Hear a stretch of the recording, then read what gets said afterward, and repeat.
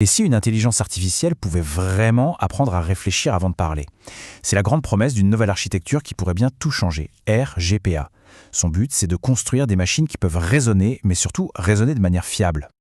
On a tous déjà vécu ça, non? On pose une question qui demande un peu de logique à une IA et on se retrouve avec une réponse qui est balancée avec une assurance totale, mais qui est complètement à côté de la plaque. C'est à la fois drôle et, avouons-le, un peu frustrant. Et c'est exactement ça, le cœur du problème avec les grands modèles de langage actuels, les fameux LLMs.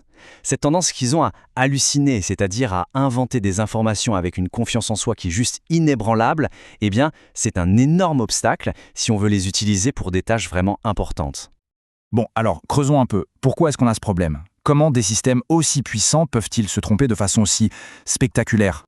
L'analogie de l'acteur d'impro, elle est parfaite. Un LLM, au fond, il ne suit pas un plan, il ne suit pas une logique. Il fait juste une chose, il prédit le prochain mot qui semble le plus probable en se basant sur des milliards de textes qu'il a lus.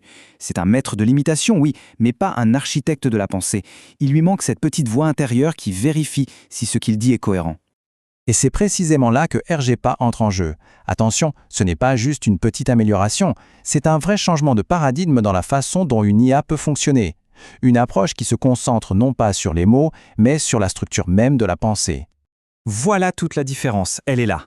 Au lieu de juste prédire des mots à la surface RGPA, lui, il est conçu pour prédire la prochaine étape logique dans ce qu'on appelle un espace latent. Autrement dit, il n'essaie pas de deviner le prochain mot, il essaye de deviner la prochaine idée. Alors cet espace latent, qu'est-ce que c'est exactement? Il faut l'imaginer comme la langue secrète de l'IA. Ce n'est pas du français ni de l'anglais, non. C'est un univers de concepts purement mathématiques. Un monde où l'idée de pomme est mathématiquement proche de l'idée de fruit, mais très très loin de l'idée de voiture. C'est le monde des concepts purs. L'image est vraiment parlante. Pensez à quelqu'un qui lit le braille. Cette personne ne voit pas les lettres, elle touche la structure du langage. Eh bien, RGPA fait un peu la même chose. Il touche la forme des idées dans cet espace mathématique. Il n'apprend pas que la grammaire, il apprend la physique de la pensée logique. Voyons maintenant comment RGPA arrive à développer cette capacité si particulière, parce que la méthode d'entraînement, vous l'allez le voir, est tout aussi innovante que l'architecture elle-même. Le processus est assez élégant. On prend une chaîne de raisonnement, on la traduit dans cette fameuse langue interne de l'IA, puis on cache une étape, un peu comme un mot manquant dans une phrase. Et on demande à RGPA de deviner cette étape manquante. C'est comme lui montrer A, B et D et lui demander « Alors, qu'est-ce qu'il y avait à la place de C ?»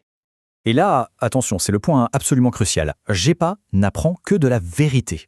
Il est nourri exclusivement avec des raisonnements logiques ou mathématiques qui ont été vérifiés et certifiés comme étant 100% corrects.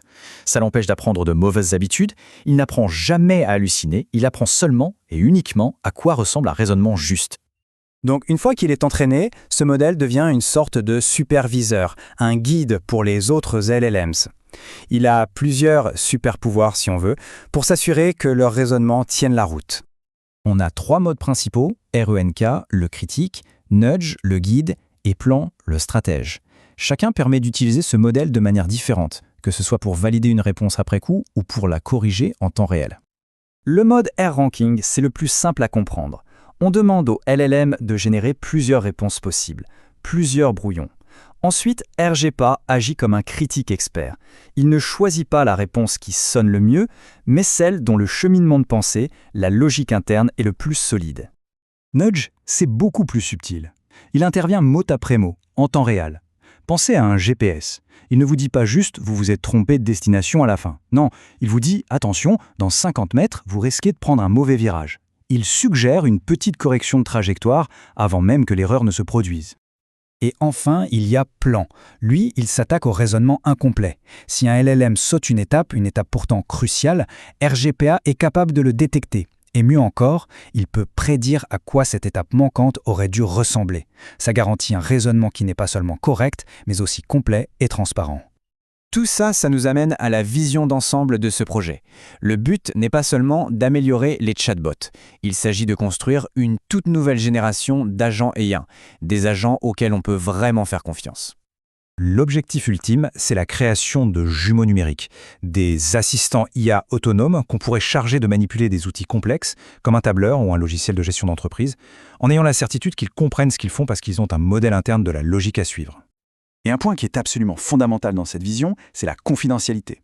Le texte original, les données sensibles ne sont jamais envoyées dans le cloud. Jamais.